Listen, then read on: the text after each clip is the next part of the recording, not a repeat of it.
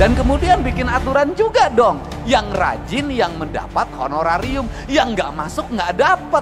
Bener, ini akan terjadi kinerja. Tapi kalau model pendekatannya keuangannya begini, sampai kapanpun kinerja tidak akan pernah optimal. Dan kita harus bicara ada apa adanya dan terbuka. Kenapa? Ya karena juga memang anggota DPRD malu juga terhadap berbagai hal. Tapi gimana rasa malu dikalahkan oleh rasa butuh? Kan ini yang harus terjadi. Nah, untuk itu mari kita bersama-sama untuk mengupayakan ini. Saya sebagai gubernur, Pak Sekda, bikinkan surat hari Senin. Saya akan berkirim surat lagi buat Pak Prabowo, buat Pak Presiden kita. Saya akan ceritakan ini. Untuk apa? Mendorong kinerja DPRD. Kinerja aparat kami akan terevaluasi dengan baik karena anggota DPRD-nya ada di kantor dalam setiap hari. Saya ngalamin dulu sebagai anggota badan anggaran, sering bertengkar sama badan musyawarah.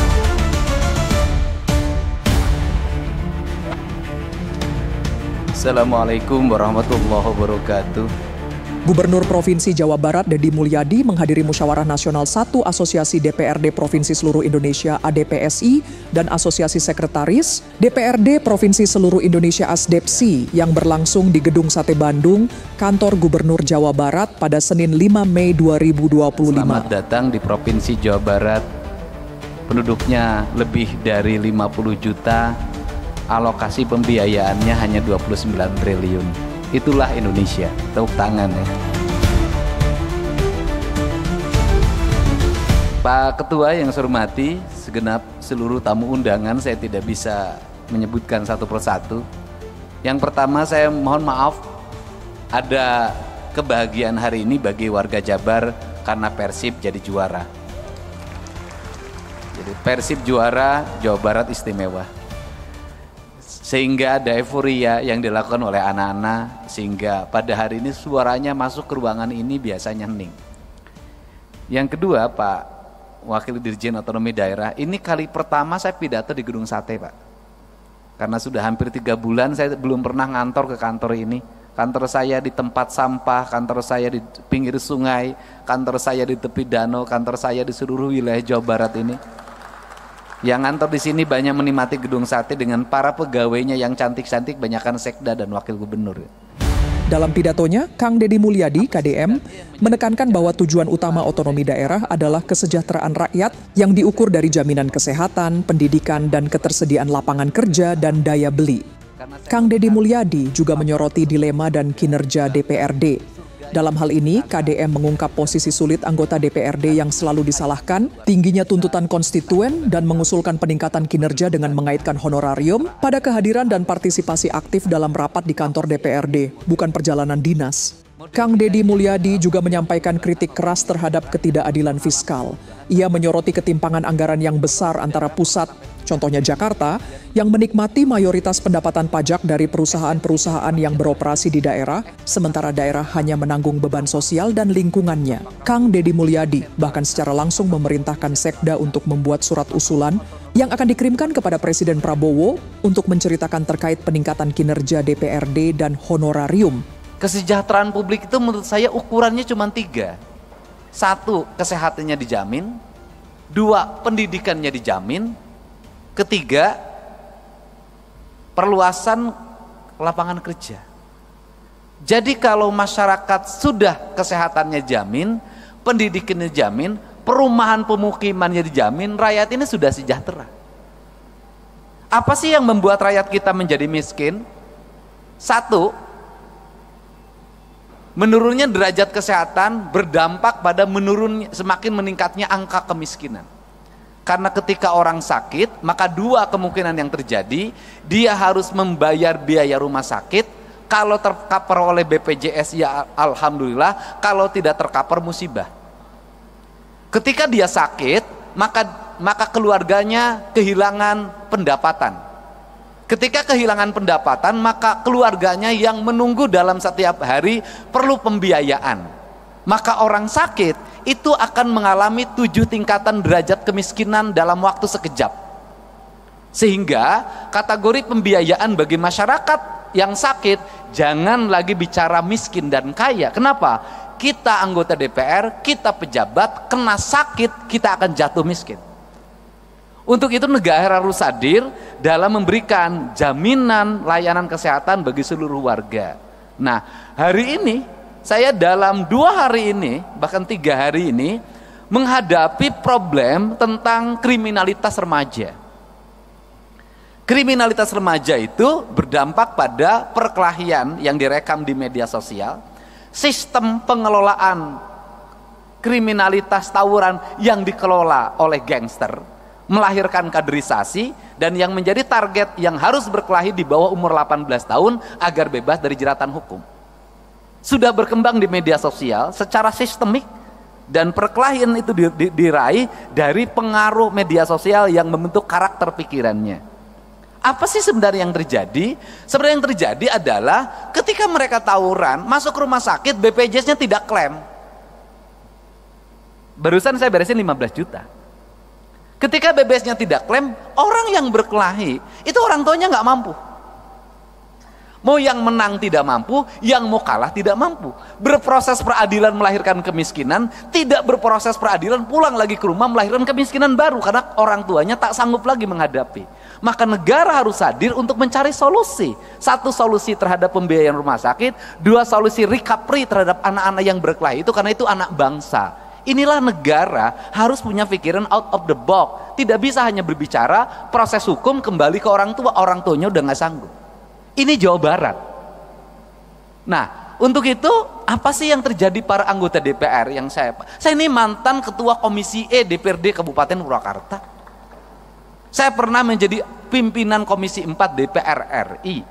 Nasib paling tidak enak itu jadi anggota DPRD. Kenapa nasibnya tidak enak? Kritis diomongin, nggak kritis diomongin. Kalau DPRD ngomong terus, diomongin, kata rakyat, kerjanya ngomong terus, kita tidak butuh ngomong. Padahal tugas DPRD ngomong. Nggak ngomong diomongin juga, dapat duit tuh, nggak ngomong-ngomong, pokirnya udah dibagi, nggak ngomong lagi. Ini problem, Pak. Nah, seluruh problem itu bisa ditempuh dengan apa sih? Dengan keterbukaan. Keterbukaan itu apa? Kita harus mulai berani menceritakan apa adanya tentang diri kita, tentang isi anggaran kita, tentang kebijakan fiskal pusat dan daerah, tentang kebijakan fiskal kabupaten provinsi terhadap kabupaten kota terhadap desa. Sampaikan secara terbuka dan apa adanya, termasuk apa yang dialami problem anggota DPRD. Apa sih problem anggota DPRD? Saya ini anggota DPRD, pernah ngalamin. Begitu jadi pinjem bank, honornya tinggal sisa 5 juta lagi, istri nambah 1 lagi. Konstituen tiap hari dibanding pejabat eselon 2 di provinsi, dibanding sekda yang datang ke rumahnya banyakan anggota DPRD. Gitu loh. Sekda dapat tunjangan 70 juta, nggak ada yang minta. Eselon 2 dapat tunjangan 50 juta, nggak ada yang minta. Anggota DPRD tunjangannya sudah habis dijaminkan ke Bank BJB, tinggal 5 juta, yang mintanya tiap hari. Harus kondangan, yang meninggal harus dilayat. Tiap hari, pergi ke kantor kaca harus dibuka. Kalau kaca ditutup, kelihatan tuh, sombong dia. Itu. Sedangkan fiskal terbatas. Nyari lagi lewat perjalanan dinas sekarang makin kecil. Kalau pergi perjalanan dinas, siapa yang paling banyak yang ngikutin? Yang berangkatnya 1, SPY-nya 10, sehingga APBD-nya menjadi terserap untuk perjalanan dinas. Padahal nyerapnya anggota DPD sedikit, kebanyakan sekretariat dewan. Kan saya tahu yang begitu-begitu. Yang dituduh siapa? DPRD lagi. Nah, apa sih yang mesti dilakukan oleh kita? Ya, kita mulai ngomong terbuka pada rakyat. Terbukanya apa? Ini loh proporsi kita. Ini loh biaya politik yang kita lakukan. Kemudian apa sih yang kita harapkan? Saya dari dulu itu menyampaikan, saya ketika jadi bupati berkirim surat pada presiden. Berkirim suratnya adalah, saya bilang begini, kalau pemerintahan ingin efektif, kalau perda ingin cepat pembahasannya, Kalau aspirasi publik setiap hari bisa diterima oleh anggota DPRD, saya berulang-ulang menyampaikan bahwa peningkatan kesejahteraan anggota DPRD, honorariumnya harus dilakukan lewat rapat-rapat DPRD. Kalau rapat komisi ada honornya, kalau rapat paripurna ada honornya, kalau rapat gabungan komisi ada honornya, kalau rapat badan anggaran ada honornya, kalau rapat badan musyawarah ada honornya, anggota DPRD nggak akan pergi kemana-mana, pasti ngumpul di kantornya. Seluruh kegiatan OPD, organisasi perangkat daerah, akan cepat dan anggota DPRD akan kritis. Kenapa? Dia akan kontrol alokasi anggaran pemerintah, dia akan kontrol pekerjaan, dia akan baca buku anggaran, dia akan baca realisasi anggaran dengan detail. Kenapa? Dengan membaca itu honorariumnya ada. Tapi kalau didapatnya pergi keluar, maka dia akan banyak keluar. Selama jadi anggota DPRD 5 tahun, masuk kantornya terhitung 20 hari. Bahkan ada saya ketika menjadi anggota Komisi 4, nggak pernah sekalipun orang itu masuk, tapi honor terima. Dan kemudian bikin aturan juga dong, yang rajin yang mendapat honorarium, yang nggak masuk nggak dapat. Bener, ini akan terjadi kinerja. Tapi kalau model pendekatannya keuangannya begini, sampai kapanpun kinerja tidak akan pernah optimal. Dan kita harus bicara ada apa adanya dan terbuka. Kenapa? Ya karena juga memang anggota DPRD malu juga terhadap berbagai hal. Tapi gimana rasa malu dikalahkan oleh rasa butuh? Kan ini yang harus terjadi. Nah, untuk itu mari kita bersama-sama untuk mengupayakan ini. Saya sebagai gubernur, Pak Sekda, bikinkan surat hari Senin. Saya akan berkirim surat lagi buat Pak Prabowo, buat Pak Presiden kita. Saya akan ceritakan ini. Untuk apa? Mendorong kinerja DPRD. Kinerja aparat kami akan terevaluasi dengan baik karena anggota DPRD-nya ada di kantor dalam setiap hari. Saya ngalamin dulu sebagai anggota badan anggaran, sering bertengkar sama badan musyawarah. Bertengkarnya apa? Banyak-banyakin rapat.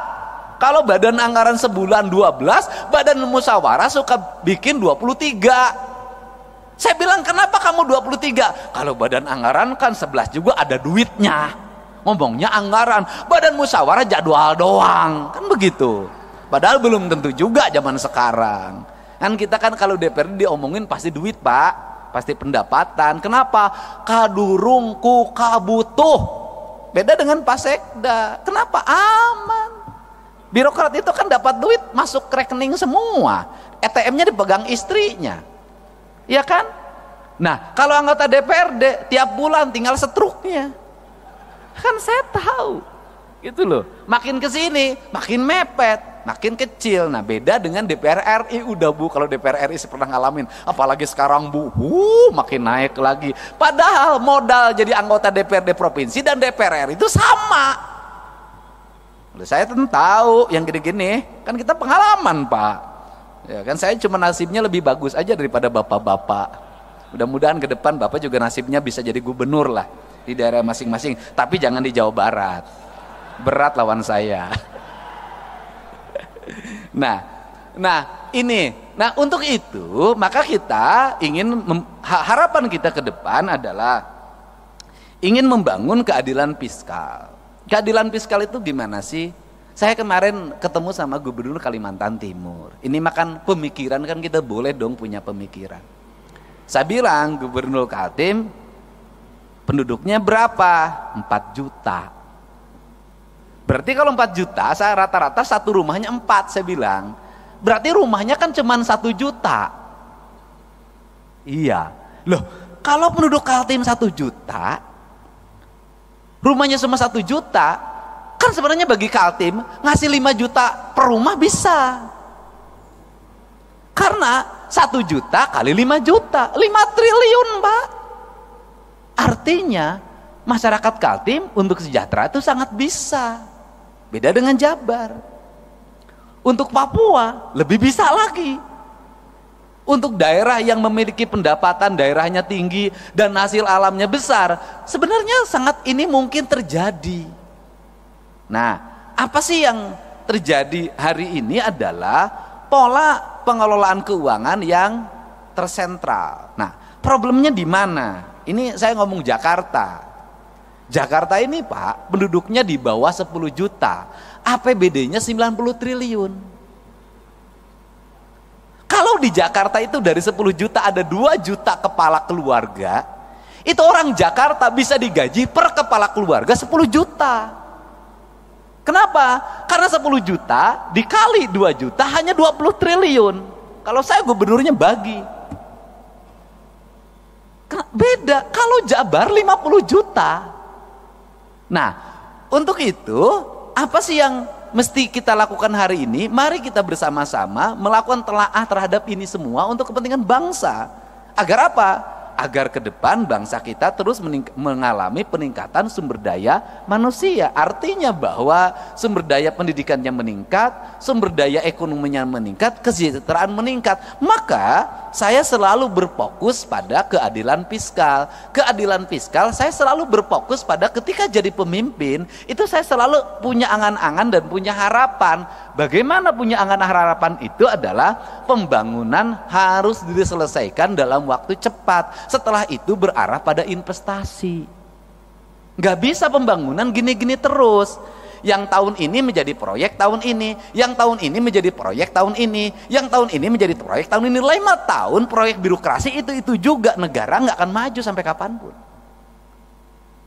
Tetapi yang harus dilakukan adalah apa yang kita selesaikan dalam waktu 1 tahun, apa yang waktu 2 tahun, apa yang waktu 3 tahun, apa yang waktu 4 tahun, apa yang waktu 5 tahun. Ini semuanya tidak boleh berulang. Pekerjaan kemarin harus tidak boleh dikerjakan hari ini lagi. Kenapa? Pembangunnya ke depan. Tujuannya untuk apa? Agar fiskal ini, fiskal yang tahun kemarin itu tidak digunakan untuk tahun ini. Dan negara sudah mulai berpikir untuk membangun kemandirian. Saya itu sudah punya rumusan, mudah-mudahan ini bisa dilakukan di Jawa Barat, adalah misalnya begini, desa itu berapa sih penduduknya di desa itu? Di desa itu ada potensi apa? Anggaran pembangunan desa itu harus segera dibikin skala prioritas, ditambah plus kabupaten, ditambah subsidi dari pemerintah provinsi, ditambah pusat, fokusnya di desa. Kalau di desa itu ada 7 RW, dibagi saja sebenarnya. RW ini bagian desa, RW ini bagian kabupaten, RW ini bagian provinsi,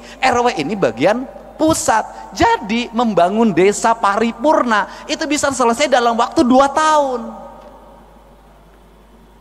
Tahun ketiganya itu anggaran sudah mulai diarahkan, bukan untuk itu lagi, untuk kesejahteraan publiknya, jaminan kesehatannya, jaminan pendidikannya, jaminan hari tuanya. Tahun berikutnya harus lagi mengarah pada investasi, di mana uang itu tidak digunakan lagi untuk pembangunan infrastruktur lagi karena udah selesai, digunakan untuk investasi. Investasinya dikelola oleh perbankan daerah, di mana uangnya berputar, dipinjamkan pada lingkungan daerahnya, dan untungnya diperoleh lagi. Ini kan model koperasi zaman dulu sebenarnya, cuman dikelola secara modern. Nah, kemudian uang itu berputar, maka dalam jangka panjang daerah tersebut akan memiliki kecukupan fiskal. Kemudian pembangunannya selesai. Terjadi pada negara mana? Pada Tiongkok. Tiongkok itu pembangunannya dilakukan secara terstruktur, terencana, dilakukan oleh negara dengan waktu cepat, kemudian negara memiliki kecukupan fiskal, kemudian Tiongkok berkembang investasinya. Setelah berkembang investasinya, kebutuhan pembangunan di daerahnya dianggap sudah cukup, kemudian mereka punya fiskal yang cukup, mereka harus bergeser ke tempat lain untuk menggeser sumber daya manusianya, sumber daya ekonominya diputarkan di negara lain, rakyatnya ikut kerja. Tetapi setelah proyeknya berjalan, mereka balik lagi dapat duit lagi 2-3 keuntungan. Dia pakai bahan baku dia punya dia pakai sumber daya punya dia, dan fiskal punya dia. Rakyatnya kerja, barangnya dijual, setelah itu dia dapat keuntungan lagi, balik lagi ke negaranya. Kita mulai berpikir desa-desa dan kabupaten ke situ. Dan ini harus kembali bahan diskusi. Kenapa? Karena kita punya tugas. Kita ini hari ini adalah pahlawan untuk anak cucu kita ke depan. Tinggal pertanyaannya adalah, apakah anak cucu kita ke depan akan menganggap kita pahlawan atau pengkhianat?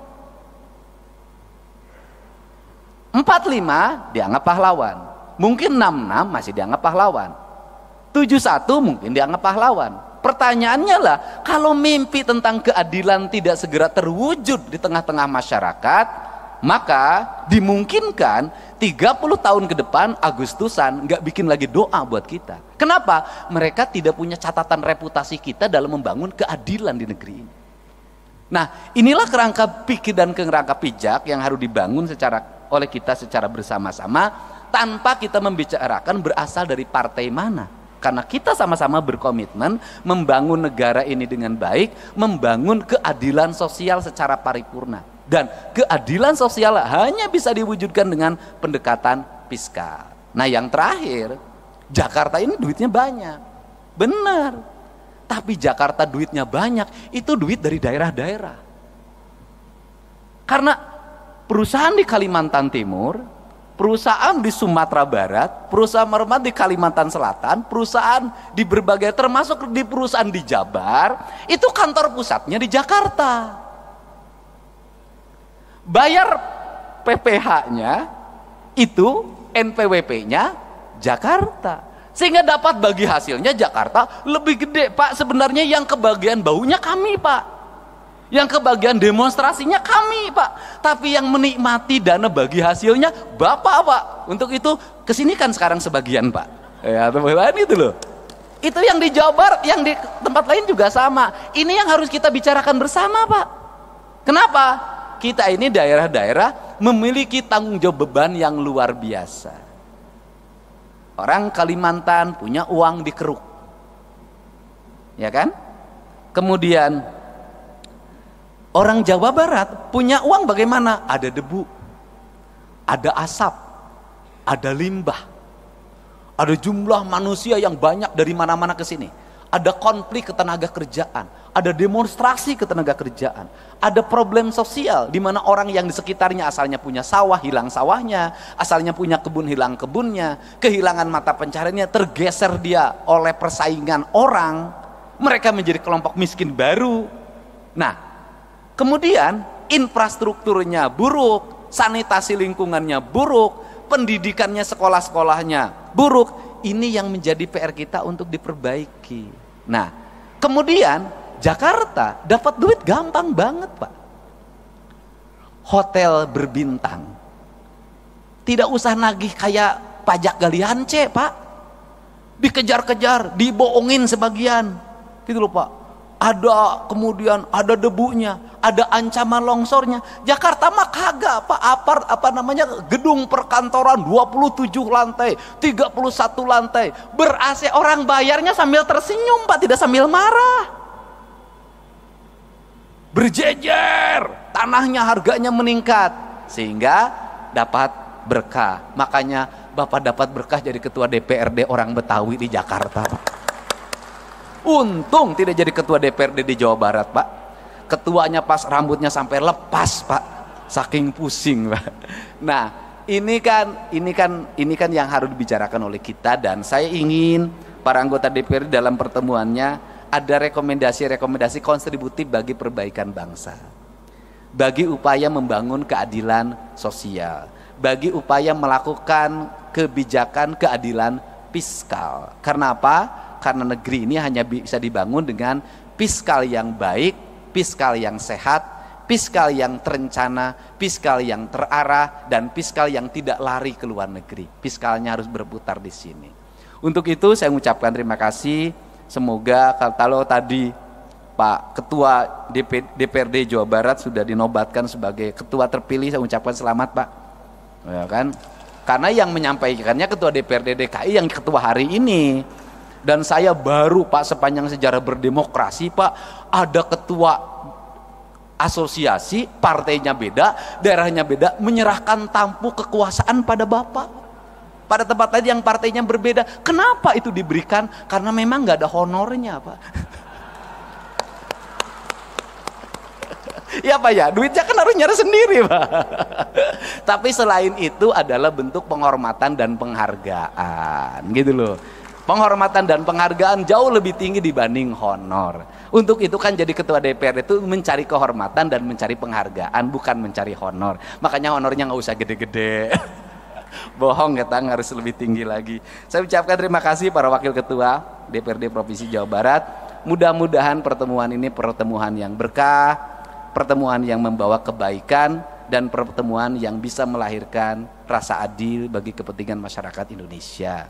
Dan kita berharap dengan kepemimpinan Pak Prabowo Subianto, kita akan bisa terus meningkatkan kinerja pembangunan, mendorong pertumbuhan, menyiapkan investasi, menjaga investasi dengan baik, menumbuhkan tenaga kerja, menjaga kesehatan rakyat, meningkatkan kualitas pendidikan, kualitas lingkungan hidup, dan layanan birokrasi yang berdaya guna, berhasil guna, memiliki aspek output, outcome, dan benefit yang pada akhirnya tercipta keadilan bagi seluruh rakyat Indonesia dalam bingkai Negara Kesatuan Republik Indonesia. Saya ucapkan terima kasih, dan terakhir, ini bahan renungan kita, Pak. Ini saya selalu ngomong berulang-ulang. Gedung ini namanya gedung sate, Pak. Satenya itu ada 6, Pak. Kata sekda saya, 6 itu melambangkan bahwa dulu POC itu membangun dengan 6 juta golden. Dan saya itu sampai hari ini tetap merasa malu, Pak, sebagai birokrat, sebagai politisi. Makanya saya punya ambisi untuk mewujudkan itu. Kenapa? Belanda, Pak, membangun infrastruktur di mana-mana dengan 1, pelabuhan, 2, lapangan terbang, Pak, markas pertahanan angkatan udara, gedung-gedung di mana-mana, kemudian jaringan irigasi, jaringan kereta api, jaringan listrik, telekomunikasi. Mereka cuma ngandelin jualan teh di Jawa Barat, jualan kina, jualan karet, jualan teh, jualan kina, jualan karet, bisa bikin gedung sate, bisa bikin gedung pakuan, gedung Bank Indonesia, stasiun kereta api, husen, pangkalan udara, pelabuhan, jaringan laut, jaringan darat. Kita ini sudah segala dijual, sudah bikin apa? Nah, ini kenapa saya sangat ketat sama fiskal, itu kita ini sudah segala dijual, kita ini sudah bikin apa? Ini renungan kemerdekaan kita. Belanda yang katanya penjajah hanya ngelola kebun teh, kebun karet kalau di Jawa Barat, sama kebun kina, bisa bikin bangunan di Jawa Barat seperti ini. Kita sudah bikin berapa pangkalan udara, kita sudah bikin berapa pelabuhan, berapa stasiun kereta api, berapa rel kereta api baru. Yang ada pun rel kereta apinya sekarang hilang dengan papan-papan dan besi-besinya. Nah, mudah-mudahan ini bahan evaluasi kita. Kita sudah, kata orang Sunda, kita sudah tunggul di larung, catang di rumpak. Sudah segala diangkat, pasir diangkat, batu diangkat, laut udah segala rupa. Kok kita nggak kaya-kaya? Kenapa sih? Berarti ada perencanaan belanja yang salah, ada belanja yang salah. Untuk itu, mari kita perbaiki cara belanja kita dan cara mengelola keuangan kita. Dengan prinsip 2, kata orang Sunda, saeutik kudu mahi, loba kudu nyesa. Apa artinya? Sedikit harus cukup, kemudian banyak harus tersisa. Dan di Jawa Barat itu lengkap. Di Jawa Barat itu ada daerah yang paling makmur, namanya Cimahi. Mahi itu artinya cukup. Ada daerah yang paling susah, namanya Cisaat. Saat itu artinya kering. Nah, itu Jawa Barat. Dan Jawa Barat itu kekuatannya di air. Jadi kalau orang Jawa Barat pengen makmur, maka perkuatlah pengelolaan air. Kalau airnya terjaga, bersih, terpelihara, Jawa Barat akan subur, makmur, gemah ripah, loh jinawi. Demikian saya ucapkan terima kasih, mohon maaf atas segala kekurangannya. Semoga pertemuan ini pertemuan yang membawa kebahagiaan ketika pulang ke rumahnya masing-masing. Semoga betah di Bandung, bisa makan di Bandung, tidur nyenyak di Bandung, tapi tidak boleh tidurnya ditemani oleh orang Bandung. Hatur nuhun, wallahu muwaffiq ila aqwamit thoriq. Assalamualaikum warahmatullahi wabarakatuh. Waalaikumsalam warahmatullahi wabarakatuh. Baik.